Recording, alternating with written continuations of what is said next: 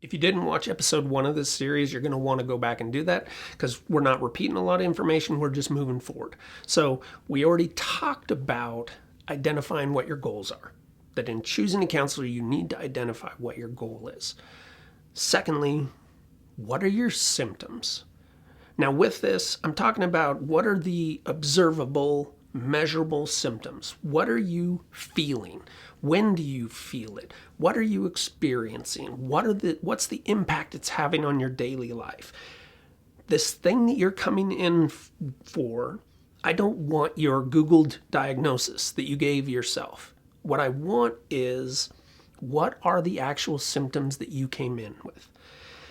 The reason for that is because a good counselor, which is what you're looking for, a good counselor should be trained and capable of taking those symptoms and making a diagnosis.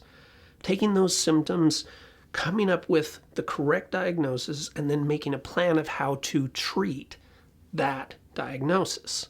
So you want to be able to describe to them what are the actual symptoms, not what is your WebMD diagnosis that you gave yourself. Now, some of you will have had a prior diagnosis that you went to a doctor, you went to several doctors, they were capable, and they gave you a diagnosis that you're already getting treated for. When that is the situation, let your counselor know both the diagnosis and the symptoms.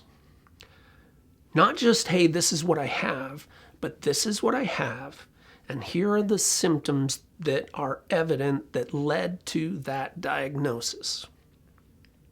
That results in, one, the counselor can confirm, yep, that makes sense. Those symptoms match that diagnosis. Let's get going. Let's set up a plan and start working on that because the symptoms and diagnosis you are describing to me totally fit. It could let your counselor know, hey, the diagnosis you're giving me and the symptoms you're describing do not match. So before we move forward, let's back up and go over symptoms again to figure out, am I, as your new counselor, not hearing something of your symptoms that would indicate that diagnosis? Or is the previous diagnosis possibly incorrect? So again, it's not just diagnosis, it's symptoms. So you're giving the new counselor a chance to engage in your treatment rather than just hope that they're hitting the right thing because that's what you presented. Thirdly, you come in, you present diagnosis, you present symptoms that show evidence of that diagnosis, and your counselor just doesn't give a shit. Now you know, hey, my counselor, even if they know what they're talking about, clearly doesn't respect the opinion of other professionals. And if I've already got a diagnosis I've been working with, at some point I might need them to interact with my other provider. I might need them to interact with my doctor. So it'd be good if they respect what other people have to say. Now, my experience, personal experience with diagnosis, I have bipolar disorder.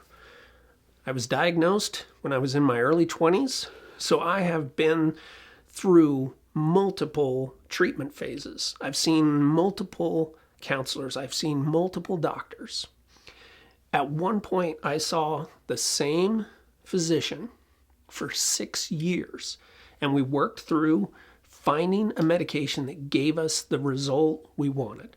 It both managed my moods and didn't give me any side effects. So now when I see a new provider, I tell them, here is my diagnosis. Here are the symptoms that led to that diagnosis. Here's the medication I use. This is how we got to that phase. Because I am letting them know, I'm not just coming in here and giving you some random thing because that's my best guess. I'm coming in here to let you know I need you to continue the treatment that I've already been receiving. And I'm letting you know the validity of that treatment. My experience on the other end as a clinician, I have new clients that they'll come in and they have a prior diagnosis. And oftentimes they come in and it's something that they took their symptoms and they went on the internet and they came up with its diagnosis. And then when they tell me the symptoms, it doesn't match at all. I have the same thing even when they'll come in from another provider. They come in and the provider took symptoms, made a diagnosis, but the client hadn't fully expressed their symptoms ever, so the diagnosis was off. There are times when they come in, they say, hey, here's my diagnosis, here's my symptoms, and I'm like, hey, good to go, let's rock and roll. We can just jump right in and move forward and keep helping you succeed. Now, one of the challenges I get into, I'll have clients come in and they have multiple, they have 3, 4, 5 diagnoses. And it's come from 3, 4, or 5 different providers. And I hear that and I think, okay, clearly along the way, something went sideways. Anytime I see multiple diagnoses, I think, okay, something went sideways. Because in the DSM, the manual that defines all of the mental health diagnoses, in almost every single one, they have the criteria of, are these symptoms better described by another disorder? So if someone comes in and they have 4 diagnoses that are all very similar in symptoms, okay, we need to identify which one's actually going on, because honestly, it's just lazy of us to just add diagnoses without defining what's going on.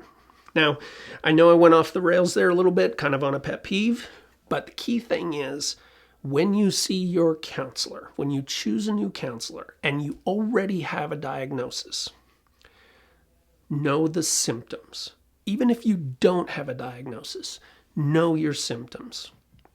What you've got to be able to do is you want success with your counselor, so you want to help them know what's going on and come up with a plan.